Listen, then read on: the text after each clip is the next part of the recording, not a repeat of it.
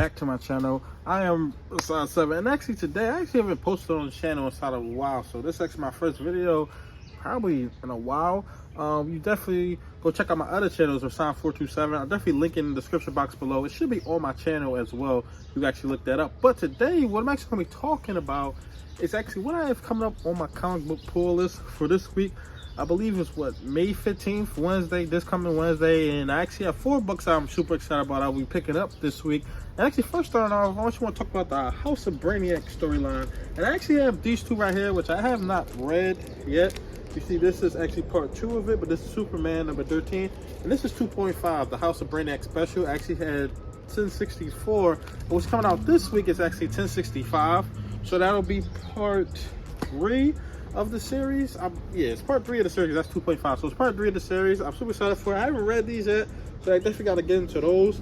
And because I've been catching up on the readings, so I just picked it up. I believe last week I picked up all of my comic books that I have for like the past month, from like the middle of April to like the beginning of May. Right now, I actually picked all those books up. That's just the way I actually pick them up and stuff like that. But yeah, I'm super excited for the House of Brainiac. I think it's really cool. I believe this is all leading up to Absolute Power, and with the Batman storyline as well, all that's leading up to Absolute Power. But this is House of Brainiac, so I'm super excited to actually jump into it, because the first one, it was just a kicking off point, starting off point, but it'll actually start getting into more of it later on. And actually, the next book I actually want to talk about is Ultimate X-Men. Now, with this one, I picked up every Ultimate book that's come out. I probably will pick up every Ultimate book, because Ultimates are coming out. I believe that's like the only thing that's been announced that hasn't come out, I want to say, yet. But that's kind of the only reason I'm actually keep reading this. Now, issue 2 was a lot better issue 1 to me. Issue 1 I just didn't really care for, but issue 2 was a lot better.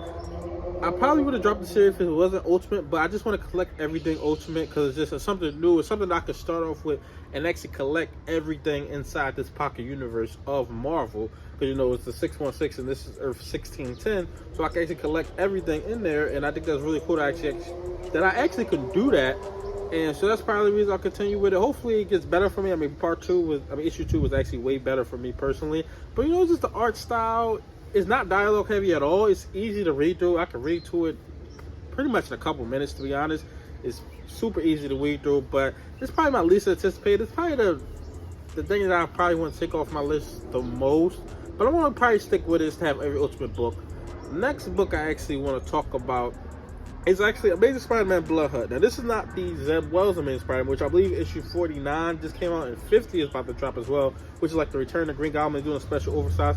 But this is actually the sub series of it. Now, I don't remember who actually even doing this series right here, because of course with this series it's Joshua Williamson. With the Ultimate X-Men, it's Peach Momoko, who's writing and drawing it. And I can't remember who's actually doing this series, but I thought I'll just pick it up, because I thought it was a pretty cool series just looking at. So I really want to read more Spider-Man anyway. Just Zeb Wells I kind of stayed away from, because I heard a lot of bad about it. I haven't read it. Maybe I will pick it up once issue 50 come out, and maybe I'll add it to the pull list and stuff like that, and start reading more, because I just not going off what everybody says, but go off actually my opinion as well. But just everything I've heard, I mean, it didn't interest me at all. But I actually have that. I think the covers are really cool. Cover A, B, and C is super cool. You got Misty Knight in this as well, so that's super cool. I believe you have Lizard coming in Misty Knight and Lizard are coming in issue 2, I want to say. So that's really, really cool to see that. You actually going to be fighting Morbius inside these issues.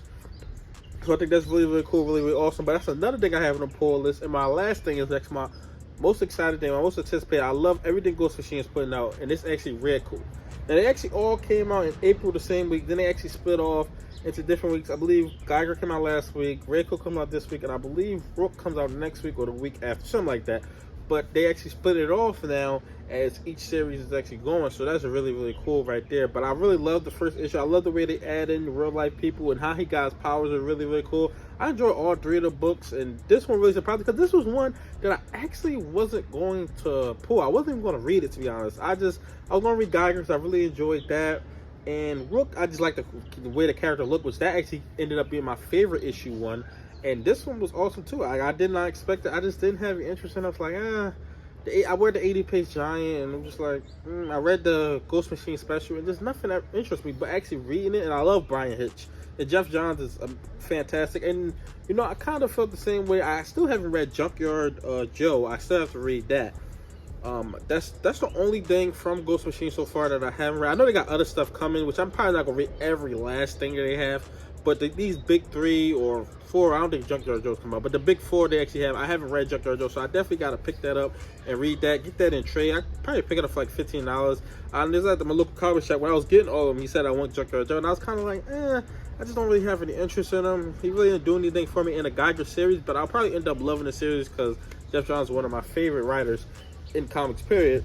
But yeah, that was my pulls. I have 4 issues on my pulls. I don't pull a whole ton of stuff. Like, I know people pull 10, 20 books every single week, but those are my most anticipated ones. Those are the ones I'm looking forward to the most coming up this Wednesday inside the comic book shops. But yeah, Redcoat is definitely my most anticipated this week. Can't wait for that. Wait for that to drop. But tell me your most anticipated inside the comment section below. Like, comment, subscribe.